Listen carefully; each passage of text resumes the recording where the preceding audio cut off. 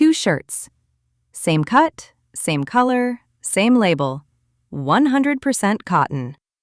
One costs $5. One costs $50. And here's the part that should bother you. Sometimes, the $5 one is the better shirt. The label can't tell you which is which. The label is 2 words and a lie of omission. The price definitely can't. The price is doing marketing, not science. But your hands can tell you. In about 10 seconds, if they know what they're checking for. Last time, we solved the fuzzballs. Today, the crime behind every other crime in your closet. Why clothes feel cheap at all, and how to catch it before it's hanging in your wardrobe being disappointing. Most of us have a little label religion. Cotton, good. Polyester, bad.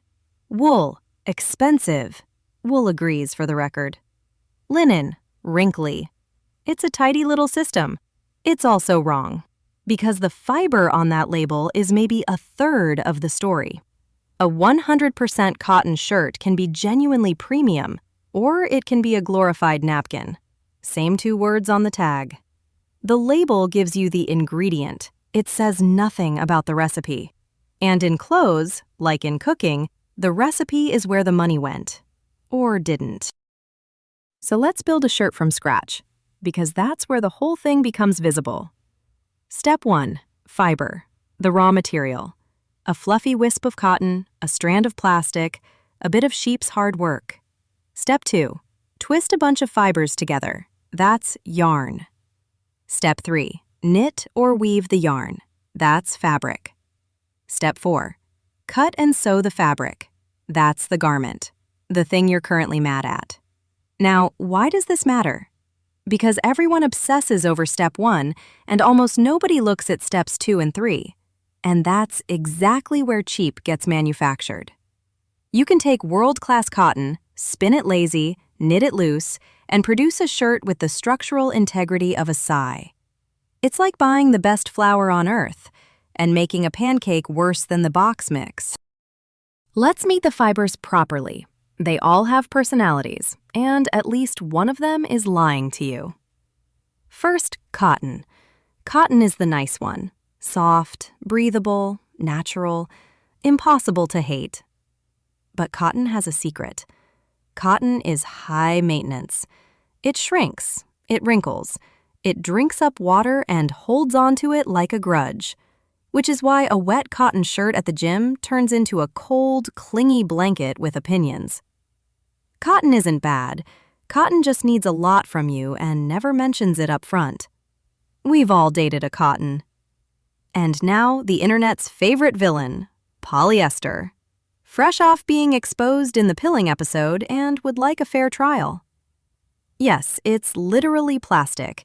And yes, cheap polyester can feel hot, sweaty, and faintly like a shower curtain. But here's the twist. Polyester is also strong, fast-drying, and refuses to lose its shape. The gym shirt that actually keeps you dry? Polyester. The jacket that survives a decade? Probably polyester. The fiber was never the problem. The problem is that cheap polyester is cheap, and brands love it because it costs them almost nothing. So when something feels plasticky, don't blame all of polyester.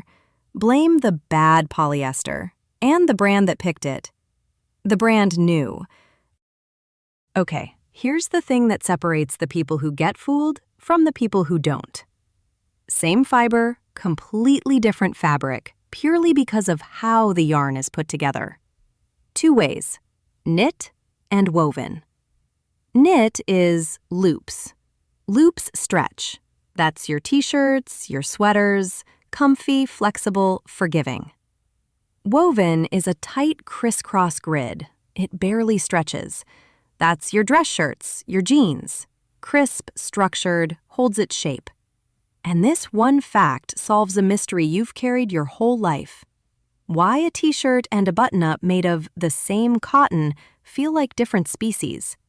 They're not different cotton. They're different architecture. One got knitted into loops, one got woven into a grid.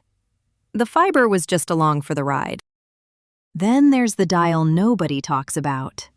Fabric weight. It's measured in GSM, grams per square meter. Learn that acronym and you will be insufferable at parties. Worth it. Same fiber, same knit, thin and floppy versus thick and structured. The thin one goes see-through, droops, loses shape by lunch. The thick one drapes, holds, feels expensive. And this right here is the two-shirt mystery from the beginning. Two identical labels, two different planets, and usually the difference is just more fabric. Revolutionary, I know. But here's the uncomfortable part. Thinner fabric is cheaper to make. Less cotton, less yarn, less money. For them. So when a shirt feels flimsy, that's not a factory accident. That's the corner they cut. And they cut the one your hands can feel. They just bet you wouldn't check. So that's why clothes feel the way they feel. Now, the ways they betray you over time.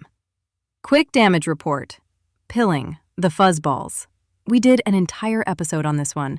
Short version, loose fiber ends plus friction, and strong fibers make it look worse. Full autopsy is linked. It has a villain backpack. Wrinkles. Say hi to linen, who has never once been unwrinkled in recorded history, and stopped apologizing years ago. Cotton and linen wrinkle because their fibers crush and stay crushed. Polyester barely wrinkles. That's the trade-off you didn't know you were making. Odor, the gross one. Cotton lets sweat evaporate. Polyester traps the oils that bacteria feed on, and bacteria are what actually smell. So the performance shirt that reeks after one wear isn't dirty. It's hosting a tiny civilization. And see-through and shape loss. Thin fabric goes transparent. Loose knits stretch out and never bounce back. Both are weight and structure problems. Both are visible before you buy, if you know to look. You're about to know. Quick myth bust before we go shopping, because the internet gets this one constantly wrong. Blends are not the enemy. A cotton poly blend can give you cotton softness and polyester's shape retention.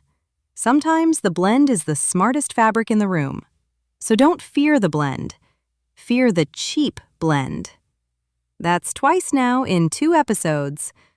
Fine, it's officially the channel motto. Okay, here's your new superpower. The 10-second check from the beginning.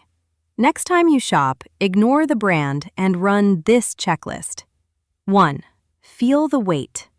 Thin and floppy? Put it back. 2. The stretch test. Pull it gently. If it doesn't bounce back, it'll bag out. 3. Hold it up to the light. See-through you didn't ask for is see-through you'll regret. 4. Read the label for the blend and the structure, not just the fiber. 5. Match the fabric to the job. Cotton to lounge, polyester to sweat, wool to freeze, linen to aggressively not iron. And the 2 shirts from the start? Run the checklist and you won't need me to tell you which is which. That's the whole point. The price guessed. Your hands know. Here's what changed in the last 10 minutes. Nothing about the shirts. Everything about you. Better clothes don't start with a better brand or a bigger price tag. They start with a better fabric decision. You now know more about why clothes feel the way they feel than most of the people who sell them. Use it responsibly, or don't. Judge a stranger's GSM. I'm not your boss. And yes, cotton and polyester have been glaring at each other this entire video. That grudge match is coming. Promise. But next time, the hottest summer on record and the summer clothes that are secretly cooking you. Bring the floaty shirt. It has some explaining to do.